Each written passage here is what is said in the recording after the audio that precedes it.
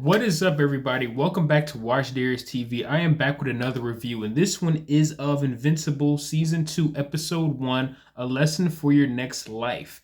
If you like this video, like, comment, and subscribe, and share the video for all things Invincible. So let's begin. Okay, so after waiting, it felt like we waited about 20 years for the second season to come, and finally it is here. It's only been 2 years, but it felt like 20 to me. I was waiting for this show to come back since I saw the last episode. I haven't watched too many superhero cartoons like I used to. I still basically have never got a chance to see Young Justice. As I got older, I kind of, I fell back on a lot of kids' cartoons. Well, this is definitely not a kids' cartoon, but I haven't watched a cartoon in so long. But this is one of the few shows that I've been watching, man. And this episode was really wild. So basically, the episode starts with Immortal and Mark. They're fighting in the sky. Now, I personally thought that they were maybe sparring. I thought maybe after all the events that happened at the first season, that Immortal ends up, of course, being put back together again. And he wants to basically train and spar with Mark just in case if his dad ever comes back. This was nothing like that. Immortal, they're really actually going at it. And Immortal seems to, not trust Mark or his dad, which we'll get into later on this episode. Speaking of his dad, Omni-Man pops up and he makes his return in this scene, and he pretty much removes another body part off of Immortal, but this time it's his arm.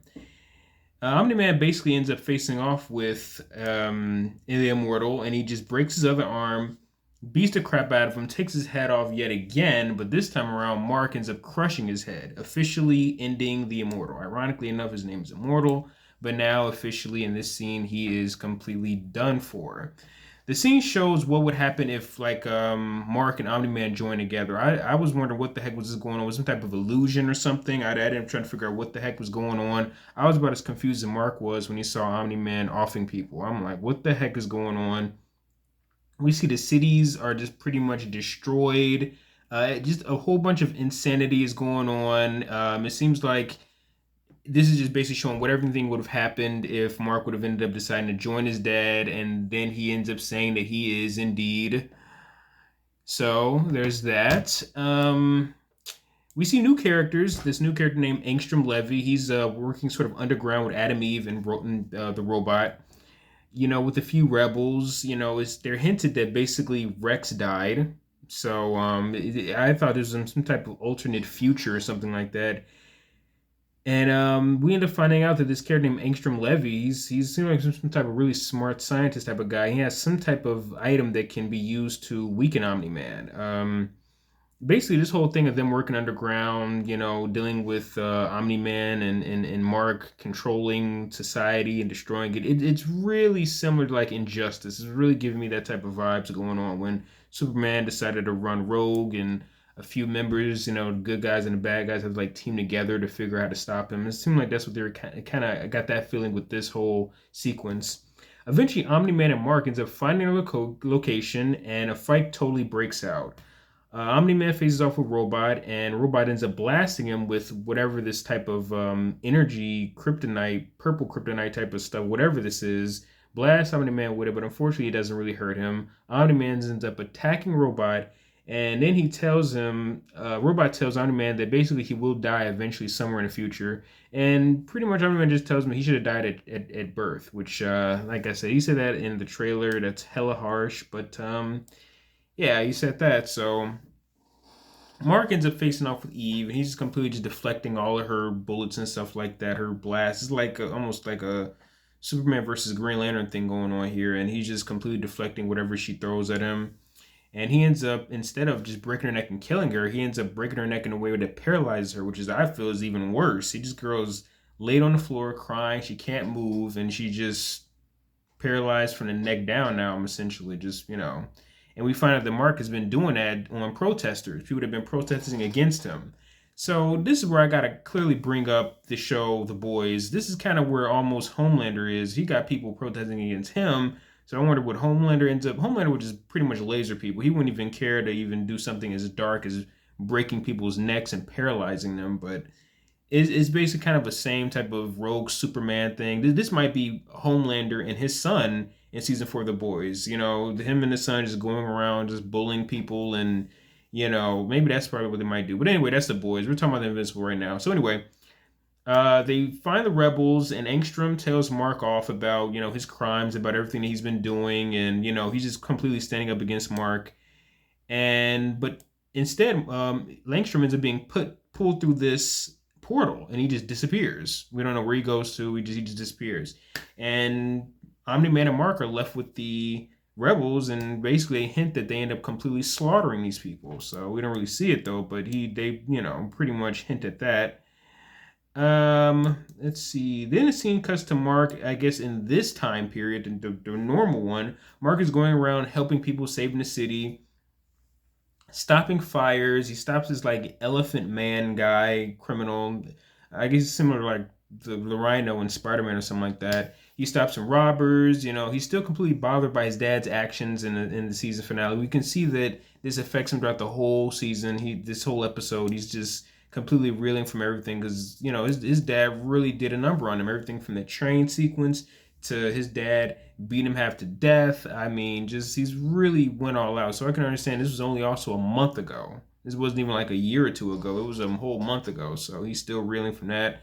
Mark and Debbie, they've decided to continue their lives with Mark going to school, her going to work, to sort of continue their lives to be as normal as they can, to get over what happened, to work past whatever happened at the end of season 1. We see the Moeller twins, they're still in jail. They're having issues with their guard, giving them food what they don't want. But they end up escaping through portals also that the one Engstrom Levy guy had.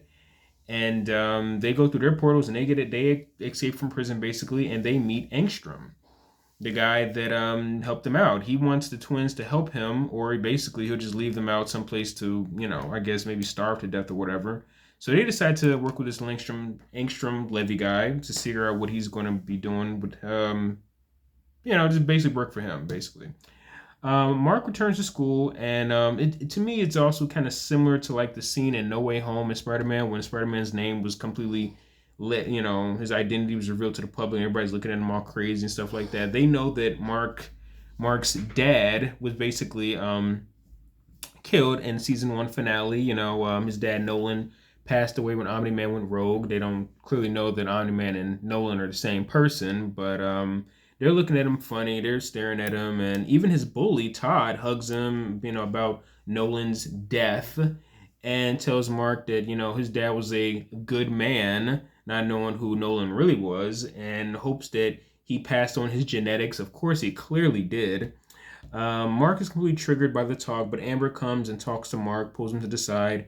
Mark completely blames himself for the events that happened in Chicago, and Amber just basically comforts him, tells him it wasn't his fault, and all this other stuff like that. People spend most of this episode trying to comfort Mark because of the guilt that he feels for everybody dying off.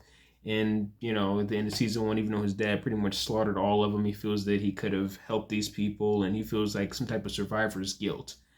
Mark tells Cecil, about how he's been feeling, and Cecil says, a month isn't enough for Mark to be able to heal. He needs some more time to be able to heal, and he's not ready to get back into becoming a real hero yet. He needs some time to really recover from it, and Cecil tells him that, I've been watching you, you're just not ready, and Mark just wants to really get out there, and, Then there's a scene where there's like some new type of villain coming up. The giant character, some big creature thing, is attacking the city, and Cecil sends the Guardians to stop it.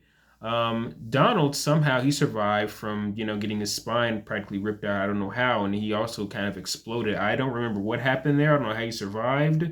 Can somebody please comment below, because I don't remember any of this happening. Maybe they're going to explain that, but somehow he survived the events of last season. I don't know how, but Donald says they will send Invincible, but Cecil says he wants the kid to be on a short leash. So he doesn't even want Invincible to even step in to help the Guardians out. He really feels that Mark is not ready to get out there, and if he is get out there again, he's going to have to be on a short leash. So there's that. Ruby, a.k.a. Robot, he's feeling fear, which is basically kind of strange for him because he's spent most of his time being a robot, but now that he's within a human body, he's feeling fear during that fight of almost dying. But Monster Girl comforts him, basically saying that he'll get used to it, and there's that whole scene.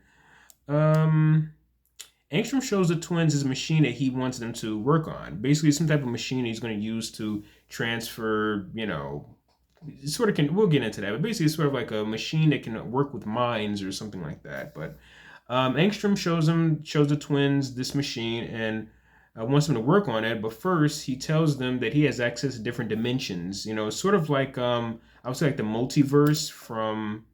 Hold on one second, guys. Okay, sorry about that. So basically, Angstrom Levy shows them that he's basically has access to different dimensions, sort of like the multiverse in Marvel, or maybe like in the Flash movie, how there's access to different timelines. He's sort of that's what that is in the world of the Invincible, basically, being access to different dimensions and worlds and stuff like that. And he wants to save all the lives. He shows them he has multiple versions of himself, kind of similar to like Kang the Conqueror in a way. He wants to put all of their knowledge into his head with the help of the twins. And he will give them, in exchange, he'll give them a dimension of their own. They say they want one where there's no superheroes and they're basically sort of like treated like gods and stuff like that. The one Angstrom that was basically saved from earlier in this episode, he overhears them. So he thinks something's up with that. He sort of hint that he sort of hears what's going on and he's a little bothered by that. Debbie comes home and sees Olga, which is basically the I think the wife or like the girlfriend of the Rush from season 1, basically the Flash character. And it seemed like she was going to try to, I guess, maybe try to kill Debbie at first, but instead they basically talk about the events of what happened with, Olga still, recovering from the Rush's death, and Debbie basically talking about, her issues with Nolan and everything that he did. And Olga hugs her, and then Mark comes home. He's completely shut off, but he just goes straight to his room, and Olga basically just comforts Debbie. Kind of similar to how Debbie sort of comforted her basically a little bit when the Rush died. Now she's sort of exchanging the favor, essentially. So there's that. Even though their husbands basically kind of, had a feud clearly, but yeah. Cecil goes off on the Guardians about the collateral damage that they caused from, when they were basically fighting the giant. It's kind of a typical thing that most superheroes do. We don't really talk about the collateral damage that they can cause. They sort of hinted at that in the TV show The Boys. It's kind of what it's all about, superheroes creating collateral damage whenever they save someone. So this is kind of like that type of thing. And so basically, in order to get them sort of back into shape, he ends up bringing in the Immortal to lead them, along with a new hero named Bulletproof. And he totally roasts Rexplosion, just completely roasts him. Rex is always so used to roasting another body, but usually now he has his own like little rival on his team, so that's pretty interesting to see. We don't see Bulletproof use his powers. I mean, I'm assuming he clearly is bulletproof, so I'm pretty sure he could do some other stuff, but yeah. Ruby feels insecure about his placement on the team, his powers. He's feeling more human and he's feeling clearly insecure about it. And Monster Girl tries to comfort him, but he definitely is not feeling himself, basically. He's feeling, I guess, more human or just basically completely low self-esteem, basically. Just a lot of insecurity in this episode we see from Robot. He was really much more confident in season 1, but now we see a more of a sensitive side and more of a softer side of him, I guess, from his more human side. Adam Eve talks to Mark, and he's basically scared that he might end up turning as evil as his dad. That's what he's feeling like. He spends the whole episode just kind of just showing his effects of what, his dad put him through in the last season and the last episode of season 1. So that's Mark's whole thing now, just trying to recover from all the events of what happened and his future as to where he thinks he's going to go from this point forward. So Mark tells Cecil that he wants to work for him and he's going to basically do whatever Cecil tells him to do. He really wants to get back out there and really prove himself. Angstrom has the twins put all his clones basically from different dimensions in this machine to basically have their thoughts transferred into his mind.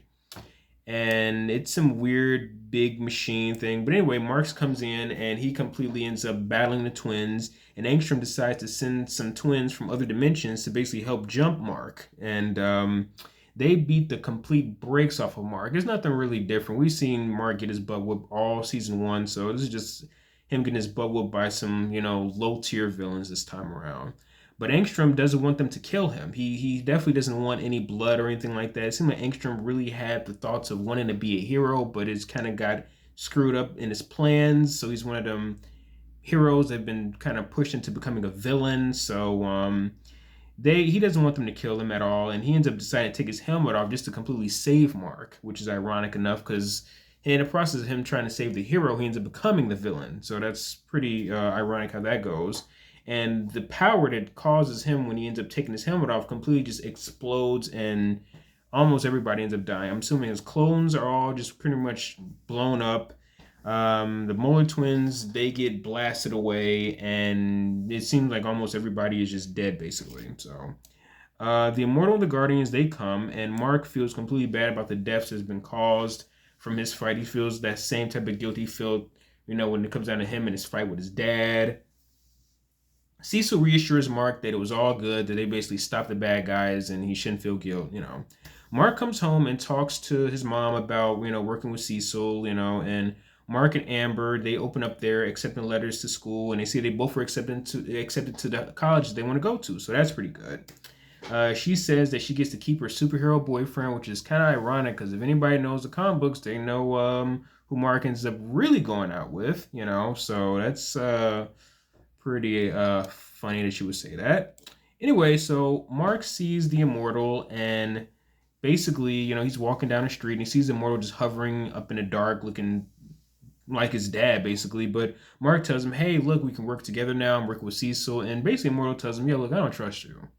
And I'm going to be watching you from this point forward. Because I guess Immortal looks at him as, hey, you're a part of basically the Viltrumite army. Well, I don't think that Immortal even knows about the Viltrumite stuff, but he knows that he's the offspring of his dad, so he knows that he's the only other person currently on a planet that's as powerful as his dad. So after everything that Immortal went through with his dad, killing him twice, and his dad killing his whole team, we look at you like, yo, you're an offspring of your dad, so I don't really trust you either. You can possibly end up becoming like your dad and following in his footsteps, which we see what would happen at the beginning of this episode. So there's that. Before we get to the end of the episode, we see that one of the twins have survived. We don't know if the other one did, but we see that one of them did survive. And we see Angstrom Levy, he's alive with this type of mega mind-sized cranium. So basically got all the thoughts from his clones inside of his head.